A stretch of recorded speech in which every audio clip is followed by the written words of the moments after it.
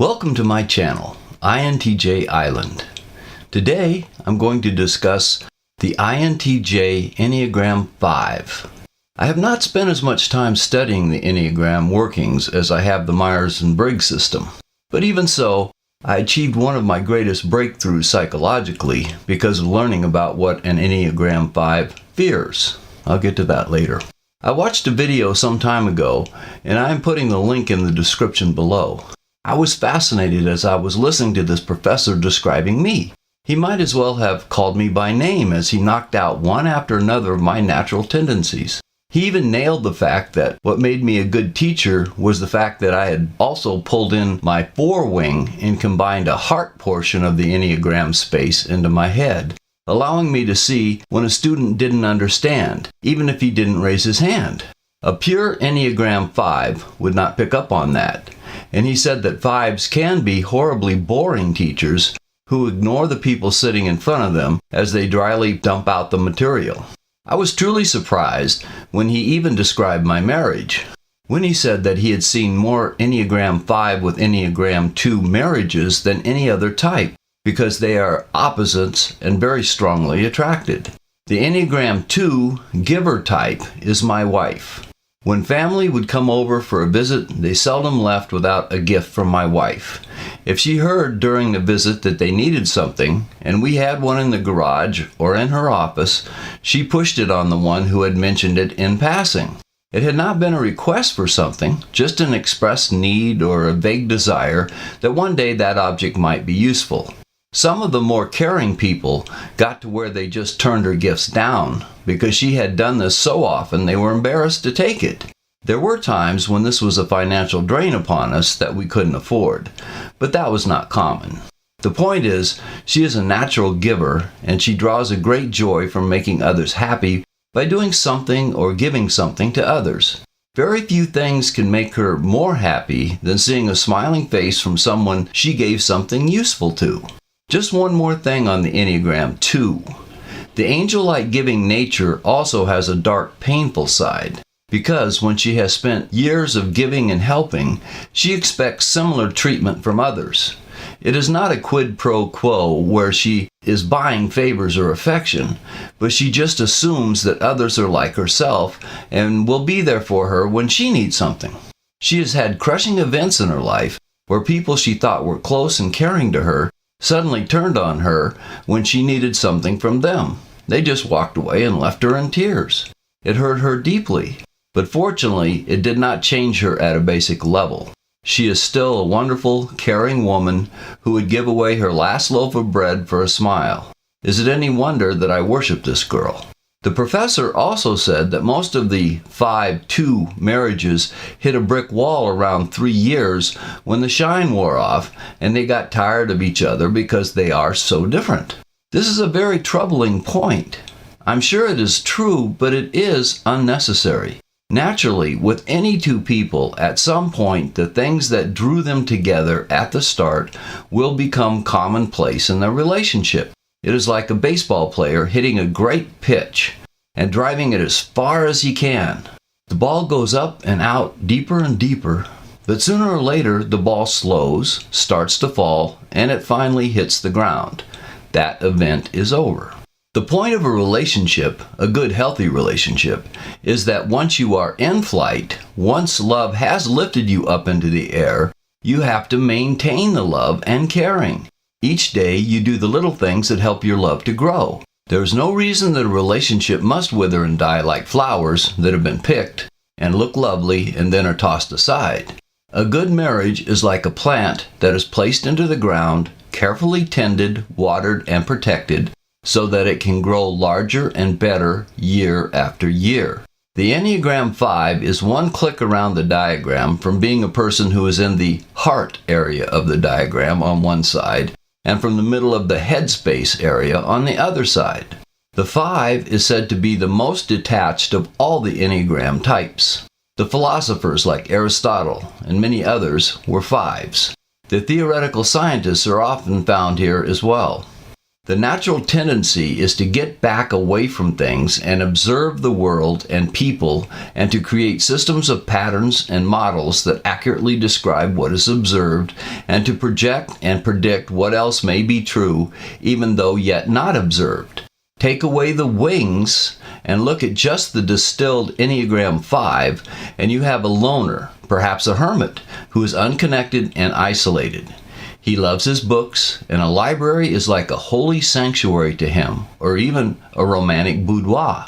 A computer can replace other humans in his life because it enhances the separation from human interaction more completely than even an isolated corner at a party. The Enneagram 5 has a need to learn, not a desire or a wish to learn, but a real need to learn. If you should stumble across a source of knowledge, he is tenacious in his effort to drain that source dry of all it has to offer. A person who knows something of interest will find himself peppered with questions and requests for clarification by the Enneagram 5. And at some point will probably have to make an excuse that he is terribly sorry, but he has to go now. This has been described as a hole that will not be filled, a burning desire that will never be satisfied, to know everything. However, it is usually to know everything about the current topic of interest. We dive in deep until we master something to our satisfaction, and then move to a new topic. For the INTJ Enneagram 5, his intuition is always working in the background, and it helps to trigger hunger feelings for this topic or that. It knows that it needs information on a particular topic because the patterns it is building are incomplete in that area. The reason that INTJs are often disconnected from others is the same as that for the Enneagram 5. We don't draw our energy and strength from others as much as we do from that which is inside our own heads. We don't so much want to control as we want to understand. We can see the folly that many pursue for that which it is. We watch in fascination as people destroy themselves, or on a larger scale, their civilizations, wondering why they don't see it themselves. What makes us appear inhuman is the detachment we have from the events. They are events devoid of emotional content. The feelers wonder how an INTJ can be unemotional over stupid people doing stupid things that we can't control. An INTJ, on the other hand, wonders how the feelers can be so irrational as to worry over what can't be changed. It is like a conversation between two people who do not understand each other's language. As students, we usually don't sit in the front of the classroom, unless there is something to be better learned up close to the presentation. We are not intent on showing off what we know, and we don't want to get called on to join in with any group-related activities. We observe and absorb everything. And when we are in our headspace, we can be terribly absent-minded. Over and over again in my life, I have looked at a clock, and sometimes even a calendar, and been completely surprised that so much time has gone by without my perceiving it. If I am deeply focused on something in my mind, I can miss appointments, deadlines, and any number of time-related obligations if they are not part of my current project or goal. As a child, I repeatedly got into trouble for setting my own priorities naturally. I forgot things which were not important to me, even though they were important to those in charge of me. My mother or others who were watching me thought I was being willfully disobedient. I had no intention of thwarting the wishes of those who were telling me what to do. It wasn't rebellion at all. I simply lost track of reality for a time as I was thinking. I can also do things automatically that are routine, even when the routine is no longer useful, when my mind is occupied on something else. One example that is strongly set into my memory is when I was 8 or 9 years old and my aunt was watching me. My younger cousin's school bus dropped him off at the corner quite a distance from the house. I would walk down to the corner and walk back with him every day. One day, when it actually was raining in Southern California, my aunt told me that I couldn't walk down this time because I might get wet. I agreed and found something else to do. But when the time rolled around, with whatever was going on in my head at the time, I went into autopilot and I walked down to meet my cousin and I walked him back home. At no point in time did I remember that I was being disobedient. I was even more shocked than my aunt was when she met me at the door when we got back and she grabbed me to give me a spanking. It was only at that moment in time when I realized what I had done.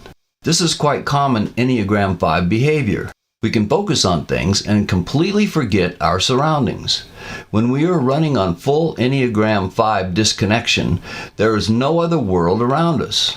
Arnold Schwarzenegger even used this in his bodybuilding routine, because when he was doing a set of reps with the weights, in his mind there were no other reps and no other exercises to come. There was only the one set he was working upon at that moment. If it were not for his wing type, or an overlap into some other area of the Enneagram, a 5 could easily run off the rails into becoming a hermit, living in total isolation from all others. The center of the 5 is all in his head, with rational thought, unquenchable lust for knowledge, and understanding about the universe.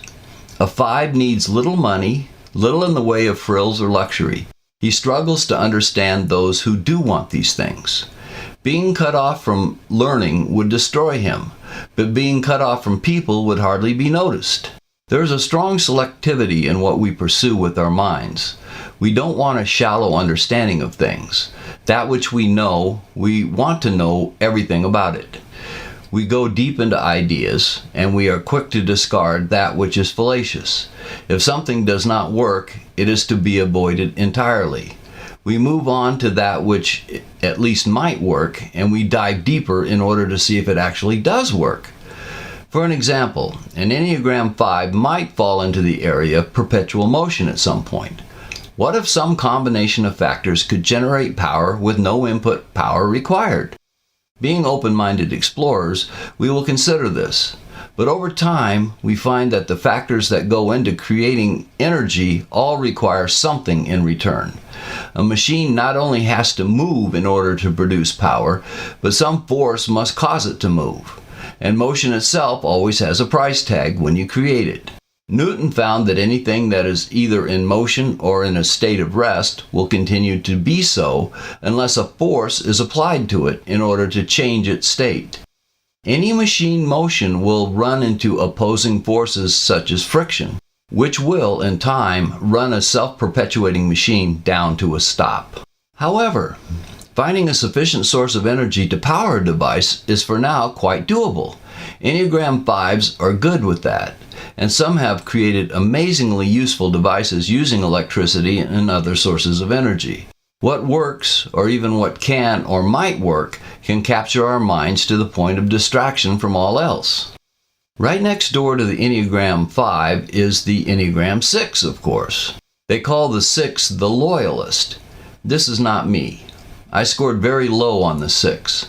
The loyalist is into security and the approval of others, and is always checking to see how they are perceived by others. For those close to me, I do care how they perceive me, but generally what others think of me is not very important. This is something that my INTJ mind has trouble with. I know people are motivated by things, sort of the way a blind man can understand that something like color can exist, but I have no understanding of what it is exactly. My wife's need to give and to nurture others makes her a wonderful woman, but I don't feel what she feels in that area. I know it is there, but I don't understand it really. My standards are my own. I want to meet my standards. Usually they are standards that others approve of, but that is not why I embrace them. I approve of them. If my standards don't line up with someone else's standards, oh well, who cares? The 6's motivation sounds more like extroverted feeling, but it could come from extroverted thinking. And for an INTJ who is an Enneagram 6, I would guess that is what is driving it. In a way, I can wrap my mind around this idea when it is phrased correctly. If my job has a set of standards of competency, I'm going to not only meet those standards, but I'm going to surpass them. If my evaluation of doing that is wrong, and I am in fact not meeting those standards, then that would be distressing to me. Then I would care about what others think if they have a better understanding of what is required. but it is their knowledge and understanding that I care about, not their feelings about them. On the other wing is where I scored high. I have a 4 wing. The 4 is called the individualist.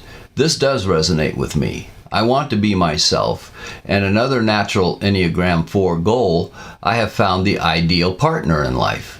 This search for the ideal partner is not a native element of the 5. A purely 5 personality could live alone forever and be quite happy about it. I have huge portions of my life where I am just like that, but I have another side to me, my 4 wing, where my wife has moved into permanent residence. I also enjoy photography, working with Photoshop, singing, and of course writing. A desire to produce something beautiful is part of the 4 personality type. If I were a 4 with a 5 wing, I would then embrace the concept of tending to my emotional needs before all else. This is, however, profoundly not me. I couldn't possibly cover all the things that flow out of the Enneagram, even for just the 5 personality type, not in one video. So I am sure in the future I will do more videos on this topic. The Enneagram diagram is split into 3 parts, with 8, 9, and 1 being labeled as the gut or body, action being the characteristic most descriptive of that section. The 2, 3, and 4 are labeled as the heart, and feeling is the section's characteristic. I have to admit I am forced to shudder a bit at this. Partly my introverted feeling wants to run and hide from such an idea. I have pushed it down for so long it knows it is not allowed to come out and play freely. On the other hand, I think of my wife and my family, and by golly, I do have a heart, a big heart for them. This is the eternal battle that goes on inside my head. Finally, we come to my comfort zone, where 5, 6, and 7 rule.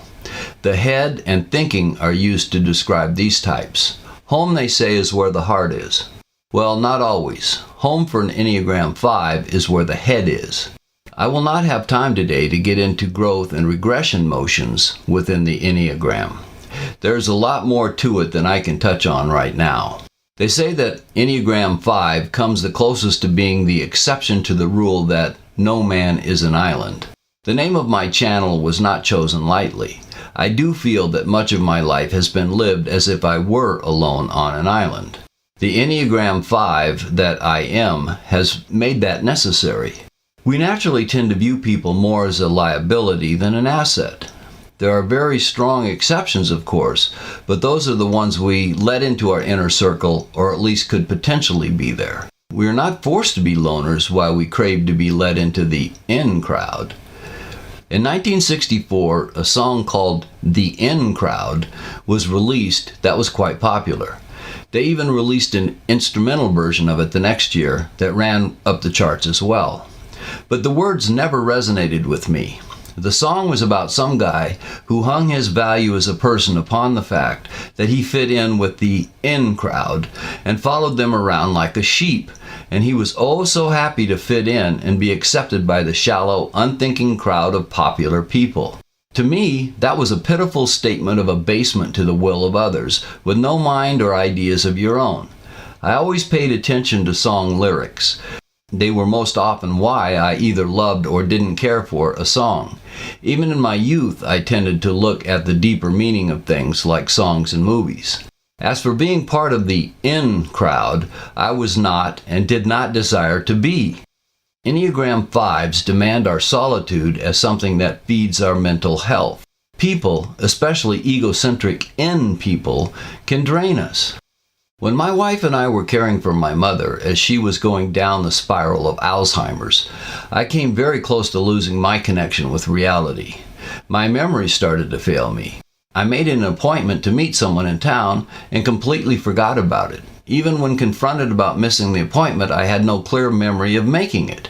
I was forced to deal with a person I cared about, who is no longer sane, and I couldn't get away from her. It was destroying my brain. I felt as though I were melting into a puddle on the floor.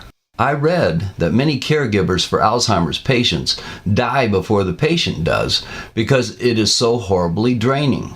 I think that might have happened to me if we had not finally put Mom into a home. She died in 2012 while I was holding her hand, singing her songs that she probably didn't hear, but I knew she used to love when I was a child. I sat in a room all alone. My wife gave me the time I needed, with a woman whose mind was gone, and she was pretty much catatonic, and I told her many things as I shared my feelings. One time I know she heard me when a chaplain stopped by for a few minutes, and I was telling him how much Mom loved to play baseball when I was a kid. In fact, in high school, a softball damaged her index finger, and for the rest of her life she couldn't fully extend the outermost joint. I showed the finger to him and turned to look at Mom, and she had a tear running down her cheek. It was the only reaction I got out of her those last few hours, but I believe she heard me. It was just Mom and me when she breathed her last. I didn't call anyone, and I was sitting there unable to release the hand that had done so many kind and loving things for me. An attendant stopped by to check, and I gave her the news. She made the necessary calls, and I still hadn't moved a muscle. Mom was gone. Yeah, INTJs have a heart, and it can be broken. My mental health, I now know, requires that I be able to get away from other people, all people, at least some of the time, each day. I look back over my life, and I always had a room, a study, an office, a space that was all my own, and no one else could intrude upon it without my say-so. It is so natural for me that I don't even consider any living arrangement that doesn't include that. A final point for today: when I first looked at the Enneagram and found out that I was a 5, I located what they call a sin. It is also called a mode of impoverishment, but the word avarice was put forward. That is so not me. I was confused for a moment.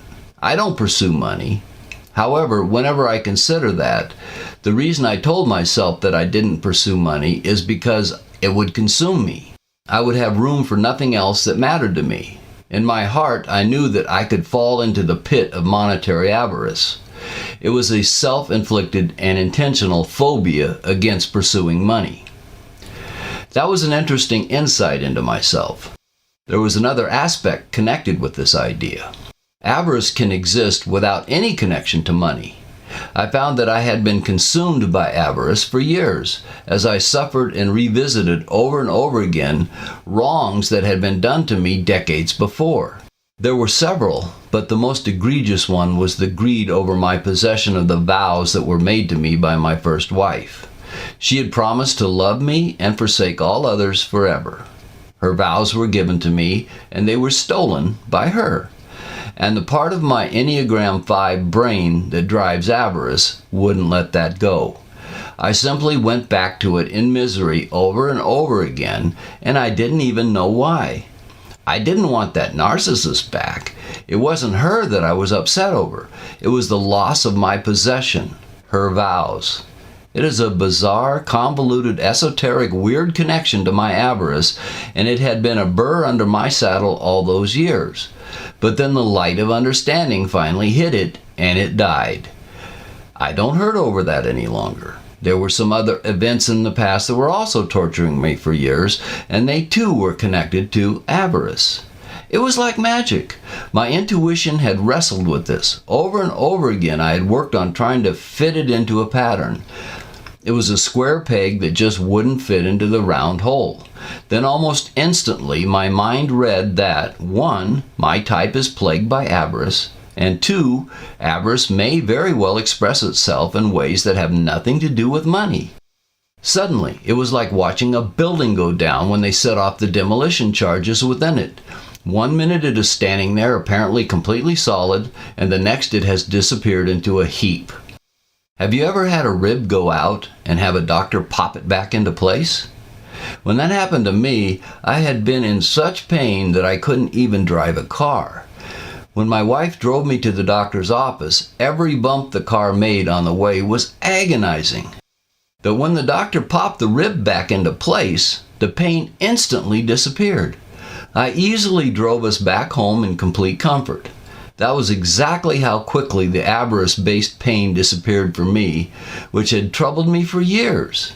I understood the cause, and bang, it was gone. That is the best thing that has come to me from studying the Enneagram so far. It was like finding a buried treasure chest in my yard, unexpected and wonderful. Well, that's all I have time for today. I hope you have found it to be of interest and useful. If you enjoyed the video, please click like. If you haven't subscribed yet, please do. I'll see you next time.